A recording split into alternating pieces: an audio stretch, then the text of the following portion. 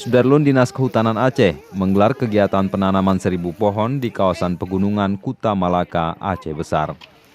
Kegiatan itu dalam rangka Hari Menanam Pohon Indonesia dan Bulan Menanam Nasional.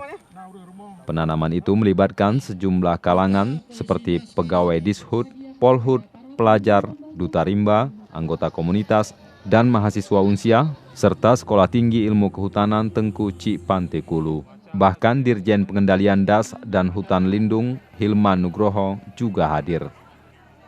Kali ini Pak Dirjen bersama masyarakat dari berbagai elemen naik ke hulu di orde 1, di orde yang menjadi prioritas utama untuk direhabilitasi, dan ternyata animonya luar biasa sudah disampaikan dan kita senang. Saat ini ada beberapa das prioritas penanaman, yaitu Das Kerung Aceh, Das Kerung Pesangan, Das Kerung Jambu Aye, dan Das Lawe Alas.